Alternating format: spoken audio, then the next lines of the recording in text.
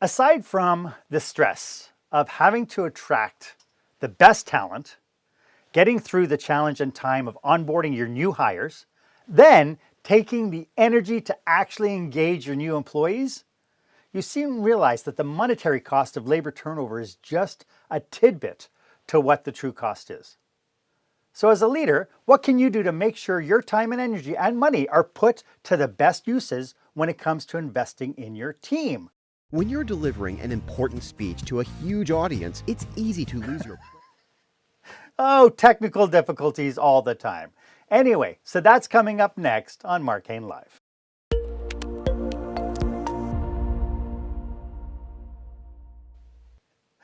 Welcome back to Marc Haine Live. This is where small business owners and entrepreneurs pick up core skill sets to help them work on their business, not just in their business. I am your host, service expert, and master of experiences, Marc Haine, and today I will be speaking with employee retention specialist JoAnne Marlow. But before we get to her and get down and dirty with this topic, I just wanted to invite you to subscribe to this channel. It's important that I know that you value what you're getting out of this, and so if you can go ahead and give me the thumbs up and follow the channel, you'll get first dibs whenever I post something brand new. And do feel free to be part of this conversation. Wherever you're consuming this, go ahead and put comments in the comment box below. Share your ideas, share your insight, and even maybe push back a little bit. That's okay. You know, one of my first corporate jobs came about 1999. And I walked into an environment that had a labor turnover rate of 300%. So just to put that in perspective, it means that the department turned over the equivalent to their 80 employees 3 times a year. Think about that for a second. 80 employees turned over 3 times a year. Last week, while I was talking with Sarah Emhoff, we talked about the coming attrition rate as the pandemic eases up. It's all over the news right now that they're saying that 1 in 4 workers plan to quit their jobs when the pandemic is over. And the majority of them are women in your workplace. So that brings us to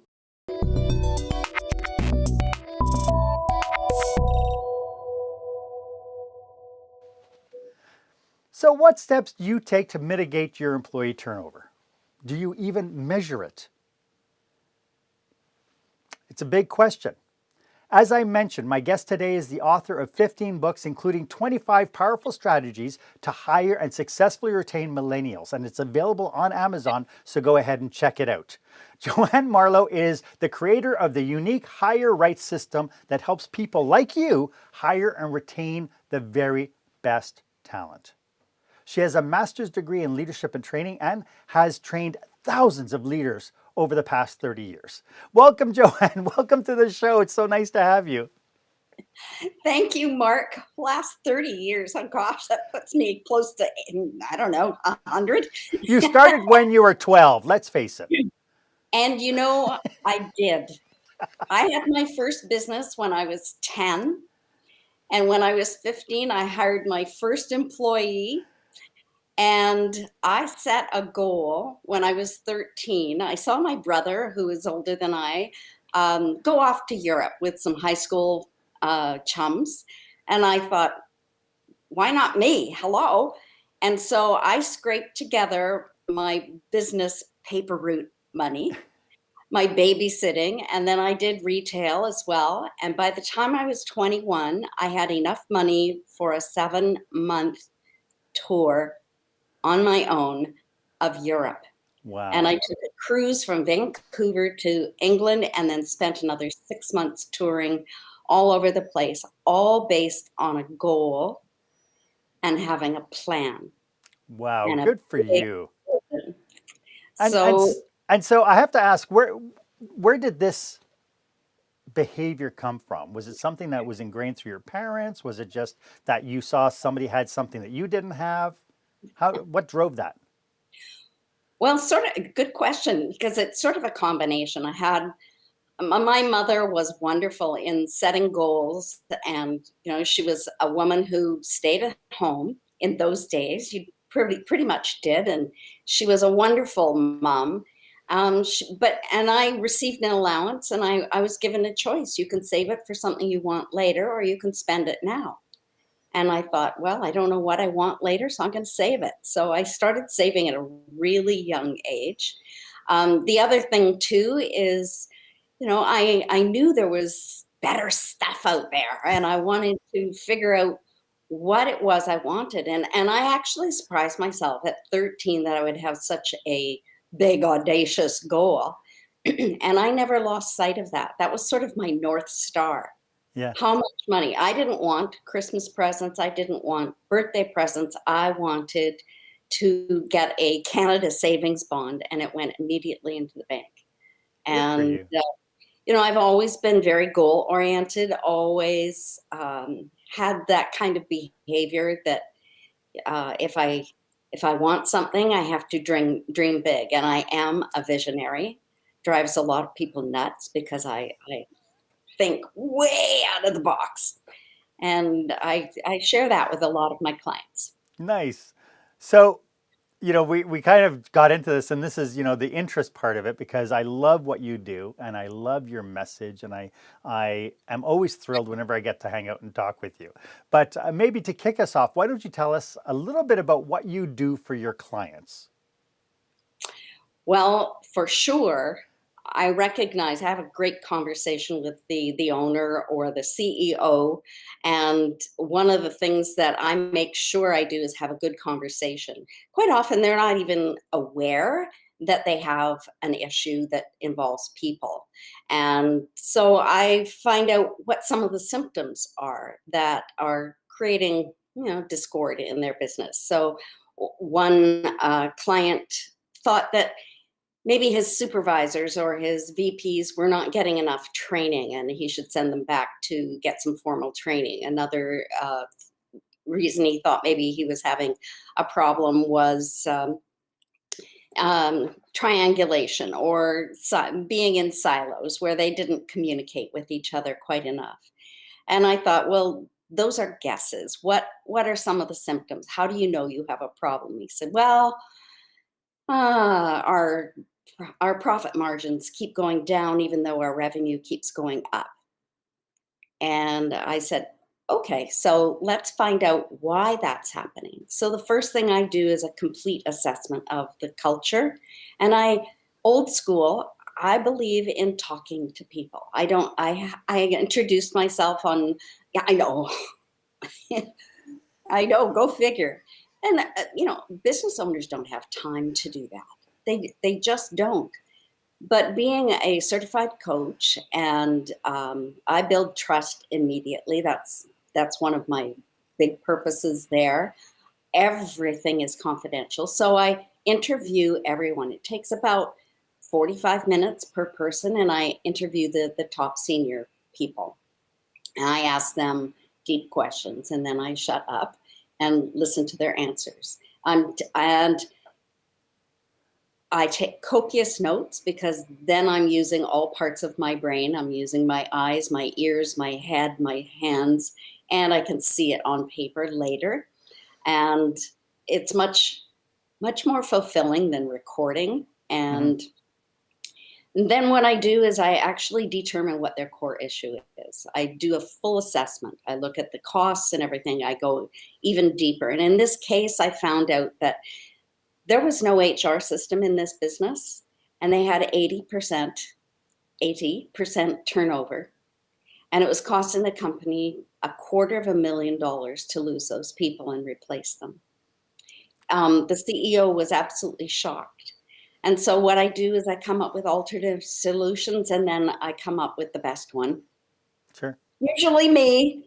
So, And yeah, go ahead. so in all the businesses that you've worked with over the last few years, Mhm. are there any commonalities as to what causes a lack of employee engagement and the high turnover? Have you seen a commonality to it, like a central core? Not really. Every company is unique. I've dealt with very small businesses that maybe have two employees, but they're depending on the industry. I've dealt with physicians. They pay their people well because they figure that'll keep them, and yet their attitude, what they say to their people, the demands, the no training, here's a contract, sign it, good luck. That won't keep your employees. And especially now, if things are being forgotten, like one of the priorities for all employees right now is safety. And some people forget that.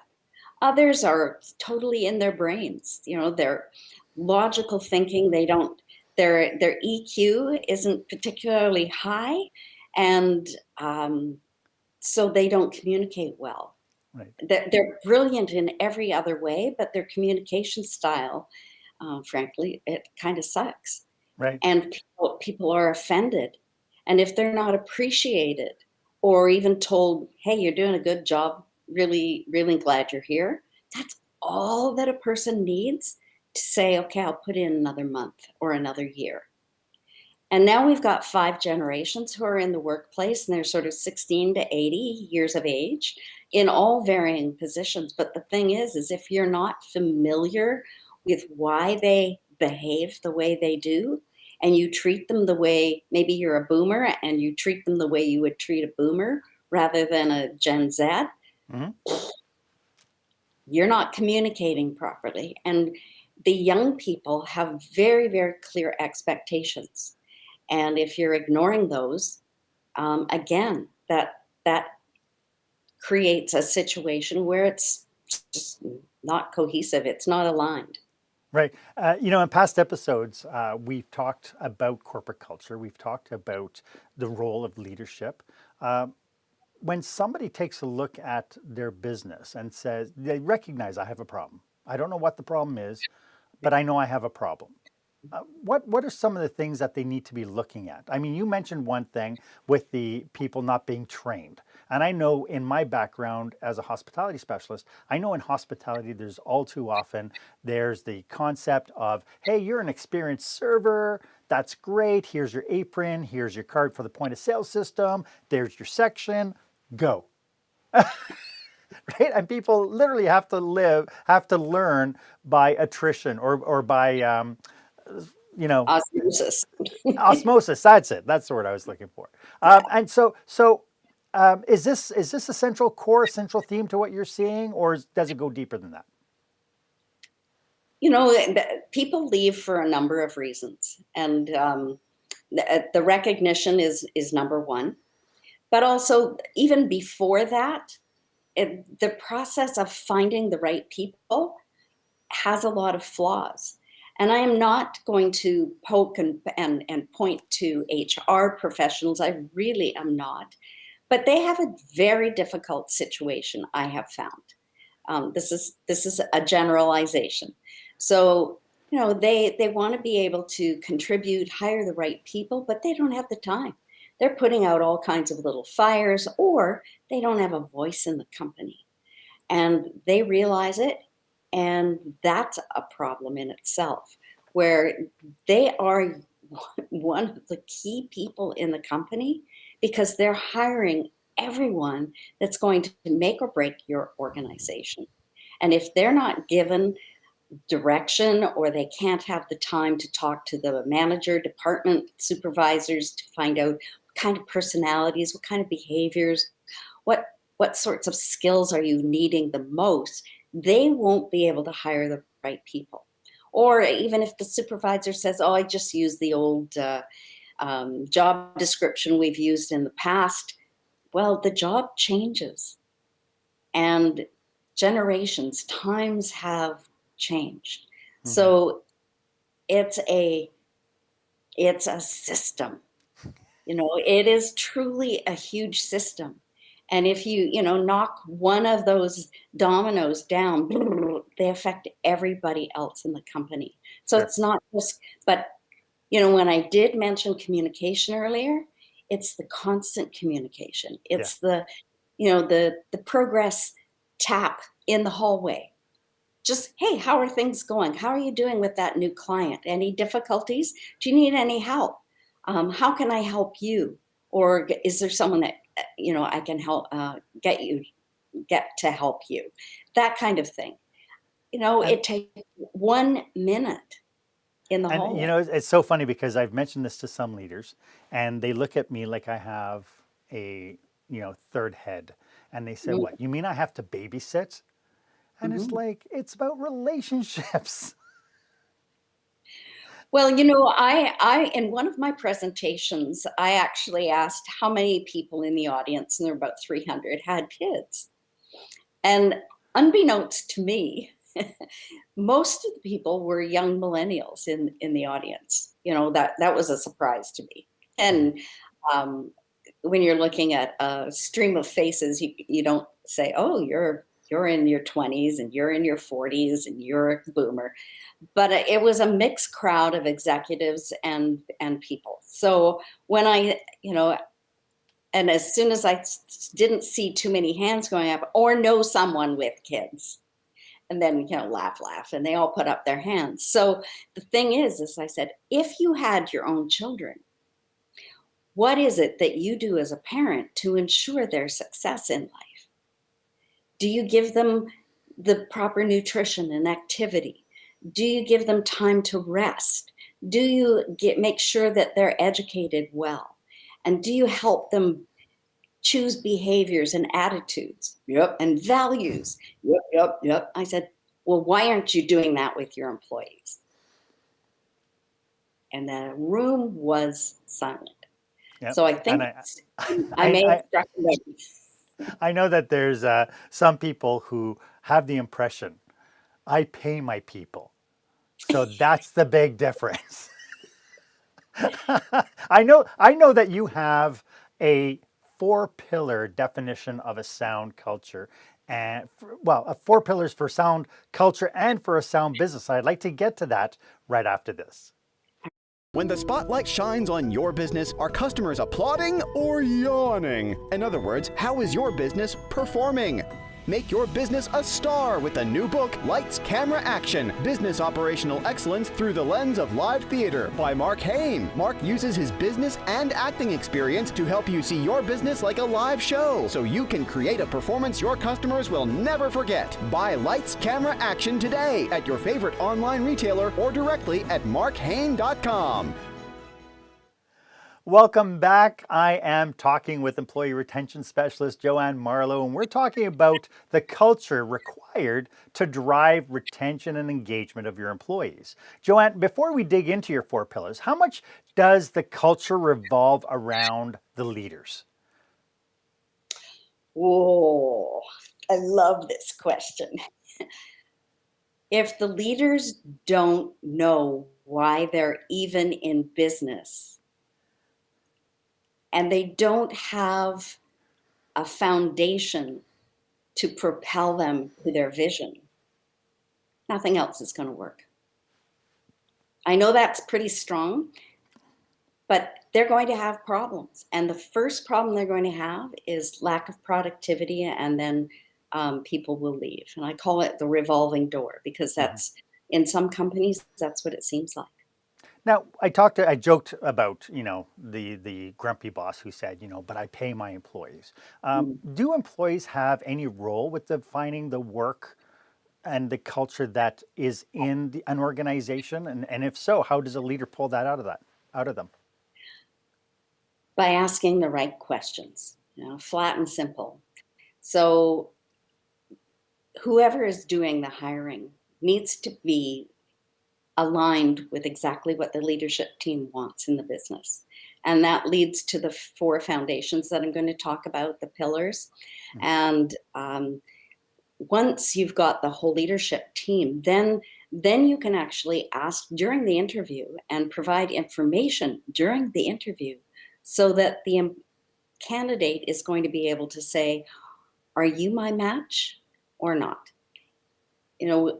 A human being is like an iceberg, and most employers look at the tip of the iceberg, the top, where you've got skills and strengths, weaknesses, and experience. The thing is that the rest of that person is under the water, and rarely do businesses or HR hiring recruiters even look under that.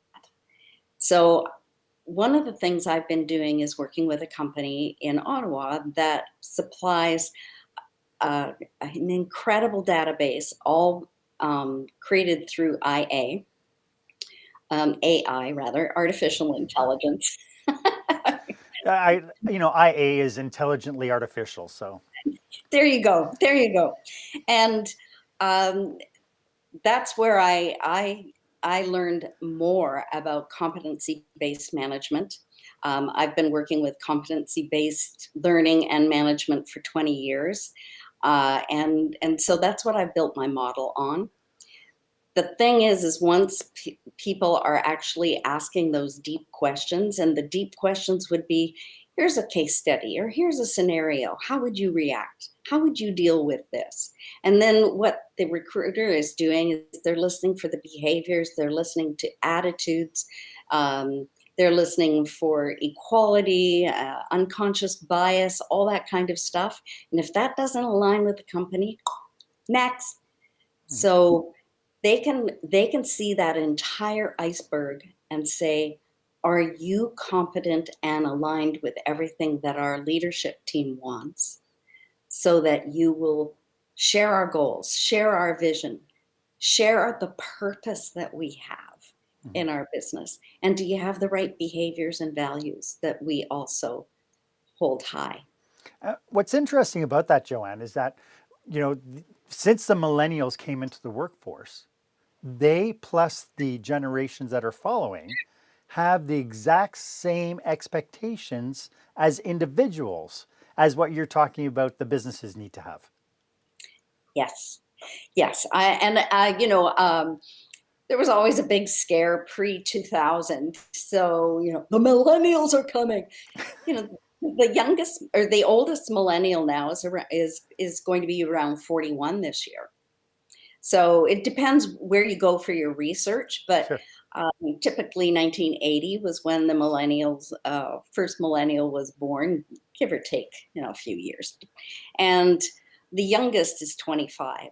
So the millennials have finished their education and their training. Yes. They are a brilliant bunch, but they still have some behaviors that can be annoying to some businesses, depending. They're all different. And to lump them into, they're entitled, they have terrible work ethics, they're going to text me and say, I quit, and they do that. Generation Z, who is 16 to 24 years of age right now, they have a totally different behavior than the millennials. And their behavior is, I do not want to be in debt. I want to be educated. I want to be creative and start my own business.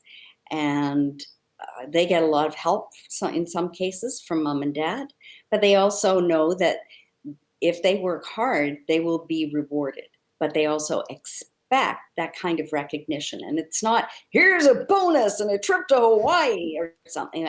Congratulations, you just got an 8-cent raise. Money isn't the biggest thing for those younger generations. No, but it's still a slap in the face if it's not treated well. Oh yeah. And when I was that age, I remember being offered something that didn't even cover my loan on my car and my rent. And I thought, are you freaking kidding me? So, I didn't say that. I said, thank you. I'm looking for twice that amount. Unless you can offer me that, I'm sorry, I have to turn down this opportunity. Sure. I touched briefly at the beginning of the segment, I touched briefly on the upcoming predicted exodus of the remote workers post-pandemic. It's been all over the news, it seems like, for the last couple of weeks. Sarah Emhoff and I talked about it in our last episode, because I think this is going to be a really very real concern. Now, some of the people are going to be quitting their jobs to go and work somewhere else because they're burnt out and they're fed up with the existing circumstances with their employer right now. But even scarier than that, though, is that women are going to be leaving the workforce altogether. And according to a UN report, they said that what's going to be happening post-pandemic is going to challenge the evolution of what we've seen in the workplace as far as women are concerned is going to set it back like 30 years. Is there anything leaders can do right now to stem this flow? Well, I mean, that just those statistics, what you've said, is really startling. A lot of women are going to leave to start their own businesses because they are empowered now. Mhm. They have they have still gone to work, they've raised their families, they're working from home, and they're surviving just fine. And also, this is a time of massive change. You know, so many businesses have had to pivot, but if they haven't got those four pillars that I talk about, um, and I'll just very briefly if discuss what they are. Sure. So I look at this as the foundation of all businesses, whether you are a consultant of one or you have 100,000 working for you. And what it does is it answers these questions. And maybe before I go into that, I'm going to give you a little scenario that allows your audience to actually go, oh. So here you are on your way to work. Beautiful sunny day, and you're driving, you're humming to the great tunes. And as you round the corner to your office, you see a mass of people outside on the street looking at a building going up in flames. Then you realize, oh my gosh, that's my company. My entire business is going to be ashes. And once you recover from that shock and you make sure that everyone is safe and accounted for, what goes through your mind? What am I going to do now? And in my story, you look across the street and there is the most perfect office building that you could slide into effortlessly. But my challenge for you is you need to ask yourself some very important questions. What am I going to do now that I've done before that I do not want to do anymore? So, what am I going to take away from my business that I don't need? And what do I need to put into my business that I've never done before that I do need? Out of all these wonderful people, who am I going to keep and who am I going to let go?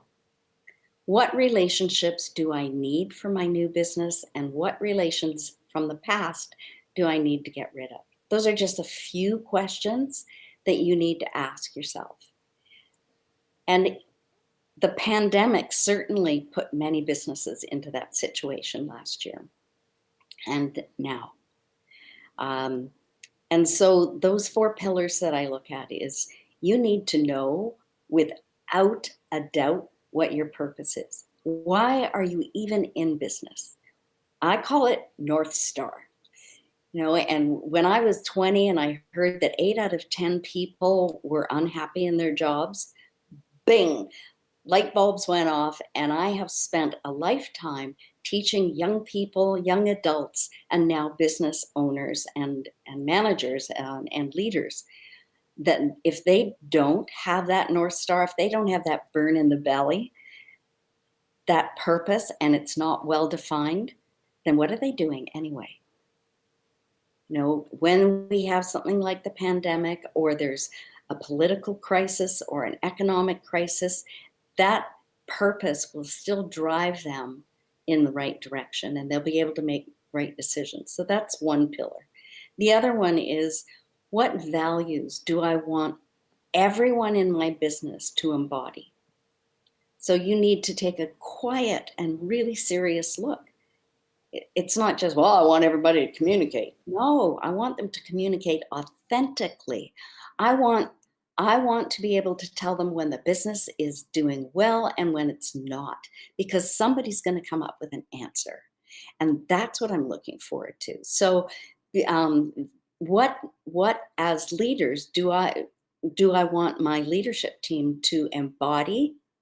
And then I'm going to hire everyone else who believes in my purpose and has the same values as our team, our management team. The third one is behaviors. How do I want people to behave? I want people to be treated with respect, perhaps. I want people to be accountable. I want them to think like leaders and solve issues and bring the solution to me rather than the problem. And the fourth one is vision. What is the vision for your business? If you have all four of those in place, you are going to have a solid foundation that you can share with the rest of your team. And the thing is that, you know, we've had a lot of crisis management going on, and some people have, in the crisis, folded. And some are just hanging by a string, and others are going to flourish. And the difference is they have those four pillars in place, and they've taken action, and they've hired everyone who is totally aligned with those four, but they've also taken the quiet time they need. It's like, okay, go to the cabin, seclude yourself somewhere where you're not distracted and you can actually really answer these questions. And the crisis in the management becomes calm management. Right. And You know, you're making so good decisions that way. yeah, you know, you just mentioned something, and you know, in past episodes we've talked endlessly about how when you cannot see the label when you're inside the jar. Yes. And so for me, this is for me the perfect opportunity for you to tell people how they can get a hold of you if they need your help to be able to sort through this. How can people get a hold of you? My website is probably the easiest. It's my name. So it's JoAnneMarlow.com. And on there, you will see information about what I do. You'll see how I do it and how I help businesses go through. I've got basically a 3-stage opportunity for people to learn and change and implement those changes, and I help them and facilitate that process all the way through, no matter how long it takes. Nice. Nice. I love it. I hope this is making sense and is of value to you. You know, what JoAnne is talking about today is something that I think is, we're looking at a situation that is in every business that I call incidental entrepreneurship or incidental business owners, because we weren't trained on how to do this stuff. And so I encourage you to give JoAnne a call. And please feel free to give us a thumbs up and share your comments below. I'm looking at the comment box. There are no comments at the moment. But you know, even if you're watching this on the replay, put comments in the comment box. I'd love to start this conversation with you. We will be right back with more from JoAnne Marlow. When you're delivering an important speech to a huge audience, it's easy to lose your place or go way over time. Give yourself an advantage with the Pro Speaker Presentation Speech Timer app. No more checking your watch or calling for time. The Pro Speaker Presentation Speech Timer app keeps you on track with easy-to-see timers, even changing color for visual prompts during your speech. And you can set audio cues to practice or set it to vibrate so you don't even have to look. Be the pro you know you are. Download the app at speakerpresentationtimer.com. Welcome back. In past episodes, we've talked about the importance of strategic plans and how important it is to include attraction, retention, engagement strategies in those plans. JoAnne, do you think, is this a typical thing that people are doing, or is this a step that people are missing? I honestly think it's a step that they're missing. I've done so much research and talked to so many HR managers, CEOs, researched other systems that are out there, and they're missing. They're aware that something is missing, but these 4 steps and how to and the model that I'm using allows everything to be aligned, and it deals with the needs of all 4 or 5 generations. Mm-hmm. A CEO, like you mentioned, you can't read the label from inside the jar. So many CEOs and business owners are so busy just surviving and doing what they need to do, putting out little fires or even big fires with arguments and that kind of thing between employees, that they can't even see that there's a problem. They're too close to the situation. And I always say, you know, a fresh pair of eyes can come in and and define the problem. If you don't know what the problem is, you can't solve it. Yep. You just can't solve it. And it just takes the humility to say, I don't have all the answers and I need help.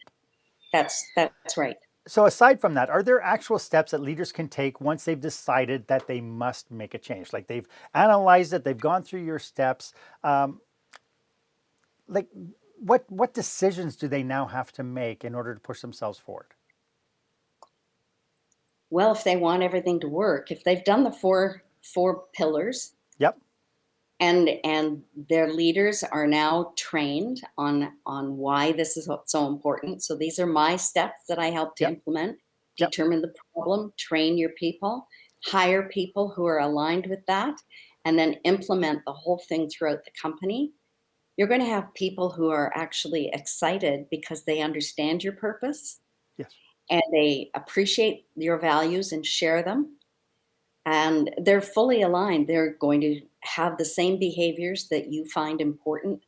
And by implementing that whole thing, Mm-hmm. people are going to stay longer. I'm not saying they're going to stay forever. We're never going to see that 35-year retiree from the same business ever again. It's because we stopped giving out gold watches, JoAnne. We cut our budgets, we stopped the gold watches, now nobody stays. And the millennials are going, I wonder what he's talking about, a gold watch. I never heard of that. Ask your parents. Yeah, we're never going to see that again. Yeah. The average time a millennial is going to stay with you might be 2 years. And I'm saying, hey, if you're doing 3 to 5, that's good. And Yeah. so that constant open communication needs to be there. Onboarding is critical. You would be surprised how many businesses don't even know what that is, or they figure it's not important. And it is critical. And I even say you start the onboarding when you have your final 3 that you're considering. And you lay out all your expectations, the behaviors, the rules, all that kind of thing. When they can expect to be given a raise, how they can get a raise. But with competency-based management, all of that is done for you. Mm-hmm. It's when I did my master's, it was all based on competency-based learning. Sure. And I had to be accountable in proving that I had earned this particular competency with the experience and the examples and my essays, my reflection. Sure. So, if everyone knows exactly where they are in the company, then they can say, oh, I'm not quite here. Then the employer can say, well, let's give you some training in that area. Sure. Rather than, oh, you're weak in this area. I need you to be strong in this area. I hate that area. And you're wasting money training them on something that they're not particularly good at. I'm blown away by it. It all seems to be about communication. Like you mentioned it earlier on, and it seems like we've done this complete circle on it. That you talked about the power and the need for the communication aspect. But all through our conversation today, we've seeded that, and that stays as a consistent criteria in everything we've talked about today. Yes, and like you said, it's about relationships. Mm-hmm. That person who's got, tucked away in their cubicle and they barely say good morning and good night. Yeah. It depends on their personality. They may believe totally in your 4 pillars. Yeah. But their style of working is head down, do the work. Yep. But they still need to be recognized for Mm-hmm. being there, for handling something difficult, for helping you reach your goals. Mm-hmm. And whether it's a monetary thank you or whether it's a promotion, some people don't want a promotion. No. Some people don't fit the mold to move on. They're perfectly happy in doing. So that's where you've got to find out, who are you as an entire person, not just, our accountant or our salesperson. And at minimum wage, it's a minimum hard cost of $10,000 to replace them and get the new person up to speed. Yes. if you're paying your staff in these physicians who are paying their staff $26, $28 an hour, and they were doing the work themselves, the doctors who are earning $400 an hour were doing the hunt, the recruiting, the interviewing at $400 an hour. Mm-hmm. Oh my gosh. How does that make sense, right? But then again, people do it because it's then I am in control, right? Yes. Again, we've talked about this before about leaders needing to delegate if they want to be able to push forward. And it doesn't make any sense that if somebody's, if, as like you said, as a dentist or a doctor, you're making $400 an hour, it doesn't make sense that you go and you do the $40 an hour job, or you do the $20 an hour job, even worse, the minimum wage job. Well, that's right. You have to give up control and do what you do the best. Yeah. And recruiting sometimes isn't what you should be doing. Right. So, when I have for when I'm doing an assessment for a company, they say a small company, they say I just don't have time to recruit. Mm-hmm. So I'll do that for them. And Yeah. it takes, for the normal person, it takes about 30 hours to come up with the ideal person. Mm-hmm. It takes me a lot less. And I ask questions that the candidates say, "Oof, nobody's ever asked me a question like that before." Sure. And I'm going, "Yes, I know."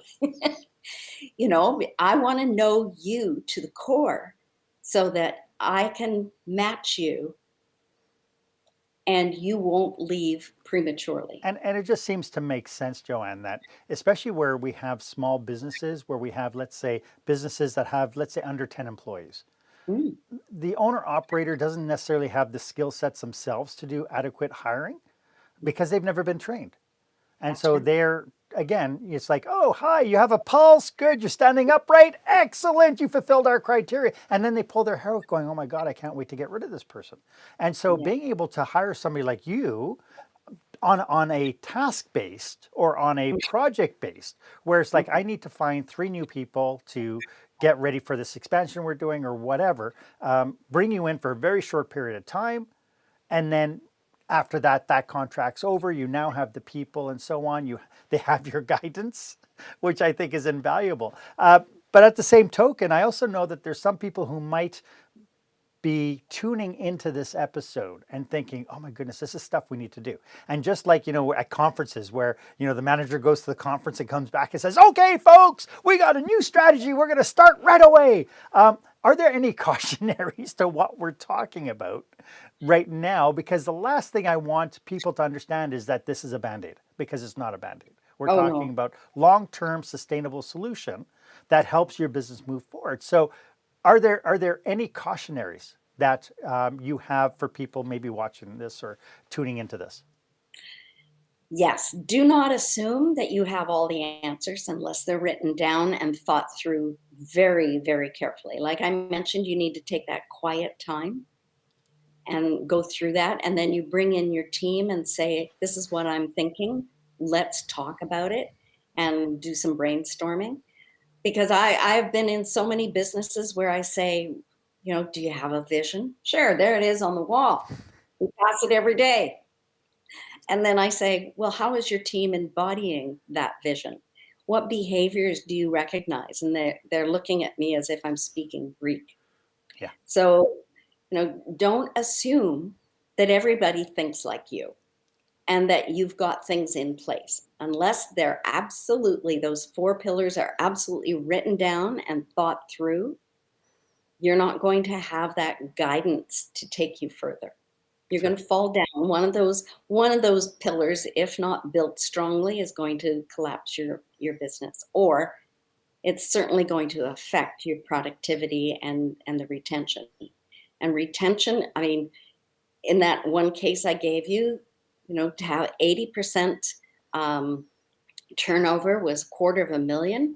There was a company that I dealt with. They had about 32,000 employees, and said, "Oh, our turnover is only about 5%." And I said, "That is admirable." And Mm-hmm. when I have a special calculation that I plug all the figures into, and in that department or that calculation, we were also looking at a cluster of some managers. It was costing the company at 5% turnover, $30 million a year. And if you could have seen the jaw drop. Oh, I can imagine. So I dig deep. Mm-hmm. I love digging and figuring out what is it costing you? And those are hard costs. That has nothing to do with the people who are working overtime or Yeah. thinking, am I next? That kind of thing. Lost So sales, unhappy customers, the whole thing you that need, happens when you do a transition.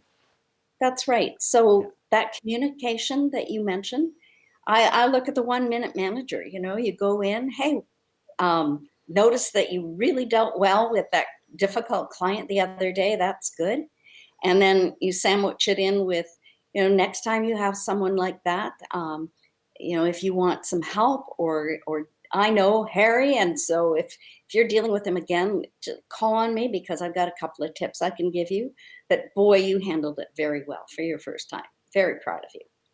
Gone. That's the recognition they want. That's the communication they want. That in many cases is better than a raise. Yeah. As we wrap up, I know that some people will be looking at this and saying, okay, I get it. I know I have a problem. I know I have to do something different. What should be the very next step they do as they get off this episode? Well, they need to figure out what their purpose is. That's the first step. If they don't have that guiding North Star kind of thing, if they don't know their why, as Simon Sinek says, they won't know what direction they're going to go into next.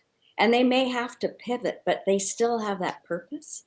They still have that purpose. So that would be the first step. Well, maybe the first step is to call Know me. your way.